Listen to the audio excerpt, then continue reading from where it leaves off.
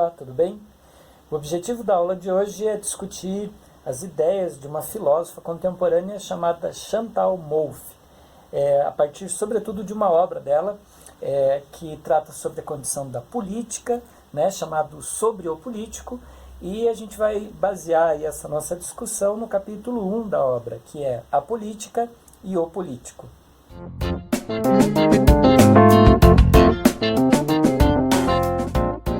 Antes de a gente começar a falar sobre a obra da filósofa Chantal Mouffe, vale a pena a gente fazer a distinção de dois termos aqui, que ela vai se valer sobretudo de um segundo termo, que eu já vou explicar qual é, mas que ela não vai se ater à explicação deles, afinal ela já está subentendendo isso, que é apolítico e pós-político, ok? São duas expressões bastante contemporâneas que têm significados diferentes, embora o resultado seja praticamente o mesmo. Vou começar pela primeira, apolítico. Quem são as pessoas apolíticas? Alguém apolítico, como a própria etimologia já demonstra, é alguém que nega a política.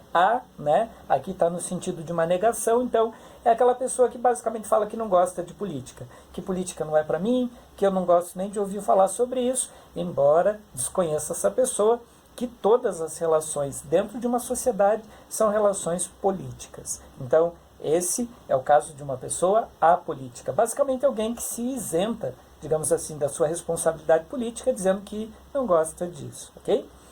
Já o segundo termo, utilizado inclusive bastante pela autora, é chamado de pós-político. O que seria pós-político?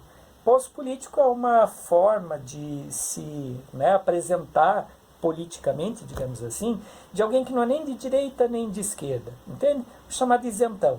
É alguém que basicamente não toma partido, que se despolitiza, portanto, mas que parece ser politizado, porque acaba adotando alguns discursos de genericidade, por exemplo, em relação aos diversos partidos, dizendo que nenhum presta, que política sequer deveria, por exemplo, ser profissão, e aí a pós-política, ela é um tipo, politicamente falando, de alienação, porque a pessoa se isenta também da responsabilidade política, embora ela mantenha uma posição que, teoricamente, a coloca como se estivesse neutra em relação aos partidos, sem ver qualidade necessariamente em um e outro, Então, não sou nem de esquerda nem de direita, porque nenhum dos dois prestam, mas eu me preocupo com a política.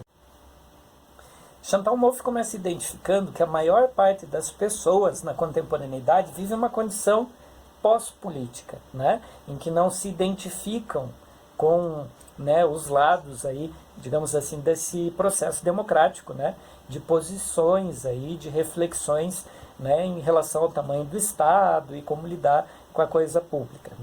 E diante dessa condição pós-política, a grande questão aqui da Chantal Mouffe é querer um resgate da democracia, sabendo da importância da democracia para uma sociedade moderna, e pensando sobretudo em dispositivos para que essa democracia não seja falaciosa.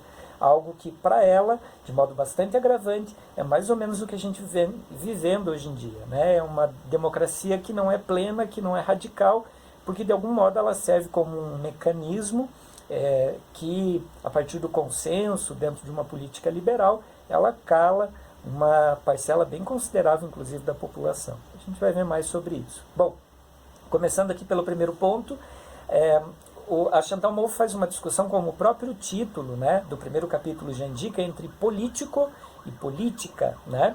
A discussão aqui faz uma distinção entre político e política. Essa distinção que ela está fazendo aqui, ela vai, no texto, se valer até de Heidegger, numa distinção entre ôntico e ontológico. Acho que não vale a pena aqui a gente entrar nesse específico, mas a ideia é mostrar que a política, enquanto uma instituição, ela está acima e ela é muito mais importante, por exemplo, do que o papel que assumem os políticos. O que ela quer mostrar com isso? Que a política tem que ser resgatada, indiferente da condição que os políticos se encontram, porque essa política é fundamental para o nosso modelo de vida democrático. E, diante dessa condição, então, ela vai pensar na prática como essa política tem funcionado. Então, quando ela está falando aqui de política, obviamente ela não está tomando partido para falar sobre isso, ela está pensando sobre a instituição e não sobre políticos. E como a nossa política funciona? Ela vai denominar esse modelo de funcionamento político nosso, contemporâneo, como política liberal, ok? O que seria essa política liberal? É uma política que está baseada na busca, a partir do voto, né, e da participação, inclusive popular, e, portanto, a gente está numa democracia, mas ela é baseada no consenso. A base do liberalismo tem como pressuposto buscar a hegemonia, a resolução dos conflitos. Talvez aí esteja um dos grandes problemas desse modelo. Mas antes de a gente chegar lá, vamos pensar num autor que é interlocutor aqui, de algum modo, da crítica que ela fez, né, a todo esse modelo dessa democracia liberal, que é o Jürgen Habermas. Na teoria de Habermas, a ação comunicativa, né, tinha como pressuposto uma espécie, né, de um estabelecimento de um mínimo, que era uma razão, um senso comum democraticamente esclarecido, né, para permitir o diálogo entre diferentes pontos. A questão para Habermas é que seria possível, a partir do estabelecimento de uma base, um consenso, uma solução. E aí entra a crítica da Chantal Mouffe, não porque ela não queira uma solução ou porque ela simplesmente queira problematizar uma teoria com essa profundidade, por exemplo, mas é perceber que nela há também um mecanismo de poder e de controle da maioria sobre a minoria, o que, de algum modo, já descaracteriza a democracia no seu sentido mais radical. Afinal, voltemos aqui à questão do consenso, ok? Se a gente tem 51%, né, de um grupo ou de uma população que é, por exemplo, favorável a determinada decisão, teoricamente falando, eu sei que na democracia, no seu sentido, né, mesmo eleitoral, há um processo mais complexo que esse, mas vamos pensar aqui no sentido mais simples, né? Então, 51% contra 49%, por exemplo, de um outro lado, ou de uma outra posição. Esses 49%, porque perderam por não serem maioria, obrigatoriamente dentro de uma condição de consenso, né, de busca daquilo que seria uma hegemonia entre a pluralidade de pensamento, porque perderam, vão ter que se submeter aos outros 51%. Esse é um problema que está oculto dentro dessa ideia do consenso e da busca da hegemonia. Por quê? Porque ao invés de uma democracia, a gente acaba tendo um risco de cair numa espécie de tirania da maioria. O que seria essa tirania da maioria? Uma decisão que a maioria toma e que obriga todos os outros, que a gente vai passar aqui a chamar de minoria, teriam que se adaptar. A questão é que nem sempre a maioria tem a razão. E nem sempre a maioria vai poder decidir de modo tão racional e tão sóbrio assim determinadas questões, dado o contexto, né, da própria pós-política, das pessoas que se despolitizaram, embora ainda não admitem de modo totalmente aberto essa despolitização e, portanto, não estão necessariamente apolíticas, mas pós-políticas, porque fingem que, né, não são nem de direita nem de esquerda, mas que estão preocupados ali com a política.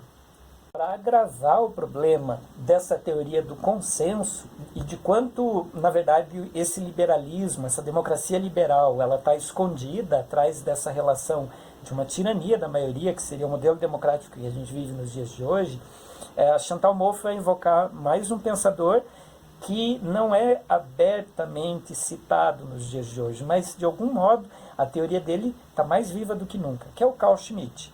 Carl Schmitt é um filósofo alemão, nazista, né, e que criou uma teoria que, de algum modo, serve para justificar, inclusive, muito daquilo que a gente vivencia e experiencia nos dias de hoje, que é uma teoria baseada na superação de um antagonismo, que ele vai passar a chamar de relação entre nós e eles, ok?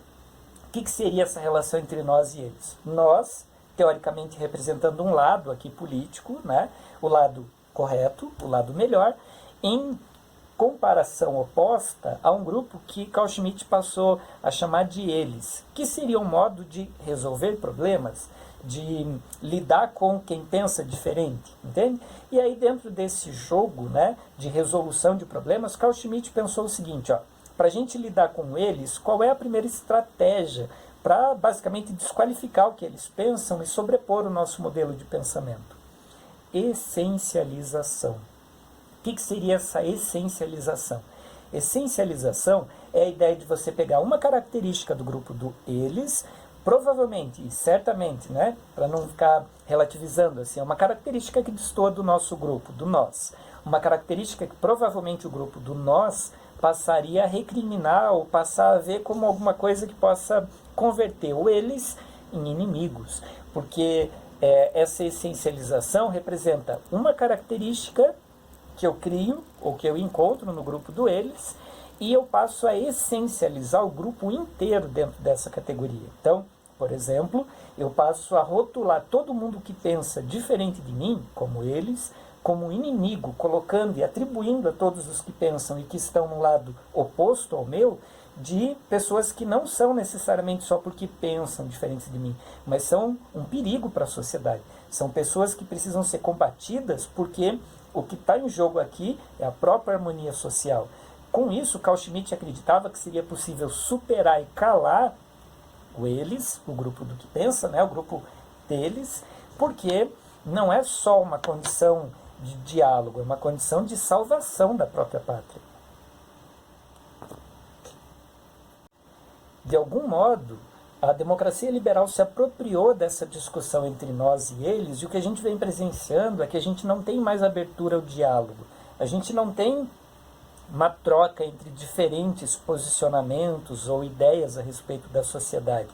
A gente tem inimigos que a gente tem combatido a todo momento com diálogos e discursos extremamente agressivos que, se de um lado buscam uma hegemonia e uma resolução desse conflito, de outro, essa resolução soa como a vitória do meu grupo, por exemplo, em relação ao outro, ou ainda, né, do grupo da maioria sobre a minoria.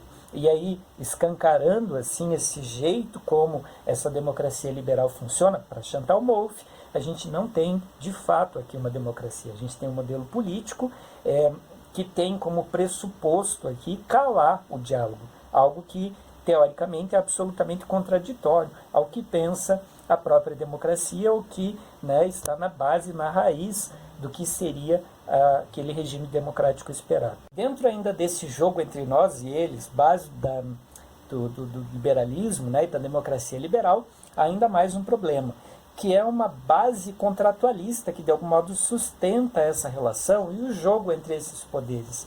E dentro dessa condição, o problema do contratualismo é que ele parte de um pressuposto de que somos racionais e que todos os pactos que estabelecemos dentro da sociedade são pactos de participação racional, algo que não é tão simples assim. Por isso, num momento do primeiro capítulo, o autor invoca a teoria de Freud e da psicanálise para mostrar como que as nossas relações de identidade são muito mais complexas do que só relações de razão, de, por exemplo, consenso. E é justamente porque não somos tão racionais, assim, e Freud já deixou bastante explícito isso tudo, né? É que a democracia não pode estar ancorada somente no viés da razão. Há aqui subentendido também mais uma crítica a Habermas, afinal, para Habermas esse consenso teria como suporte a racionalidade, por isso inclusive a invocação aqui do esclarecimento, que faz ponte com a teoria kantiana, né? E a ideia de maioridade na teoria de Kant, que remete a uma pessoa que é esclarecida, que consegue ser racional ou ainda, né, ousa pensar por conta própria. E se a razão saperial não é assim tão fundamental para a democracia, e não que não seja importante, mas ela não pode reger simplesmente o contrato por ser muito mais complexo que isso, o que a autora propõe? O que ela busca, então, resgatar na política, lembrando que o objetivo dela é, né, pensar uma democracia radical. Aqui entra a proposta da autora, o que ela vai chamar de uma política agonística, ou uma confrontação agonística. O que seria essa confrontação agonística? Um modelo democrático que não cala e que não busca consensos definitivos, mas que funciona a partir do diálogo, que deixa de tratar quem pensa diferente de mim, por exemplo, do grupo do nós, então se tratando deles, não mais como inimigos, como pessoas a serem combatidas ou convencidas pelo nosso ponto de vista, e muito menos essencializados a partir de uma característica que, sobretudo, os denigra, né? Mas que fosse uma possibilidade de diálogo que fizesse com que a democracia funcionasse dentro do confronto. A ideia do agonismo aqui tem a ver com confronto, com uma não solução necessariamente definitiva para as coisas, mas de uma permanência do diálogo. Para que esse diálogo fosse possível, primeira coisa, então, a gente deveria abrir mão dessa teoria, inclusive nazista, né, de tratar o outro como inimigo a ser combatido, de passar a ver que há, numa perspectiva diferente da minha também, racionalidade, e além da racionalidade, lembrando aqui da psicanálise, outros elementos também de identificação das pessoas que fazem parte daquele grupo, e que o diálogo é importante. E ainda que o grupo deles ou do nós seja a maioria, isso não é suficiente para que o outro grupo seja calado. A importância aqui está justamente na manutenção do diálogo. Na prática, como é que essa democracia funcionaria? Ela dá um exemplo, cita Canetti, e aí pensa outras condições, mas a princípio cabe a ideia de que a grande situação de funcionamento dessa democracia seria o debate, seria o confronto constante das ideias e, claro, pensando na prática, soluções temporárias, porque elas não devem esgotar a reflexão e muito menos a diversidade.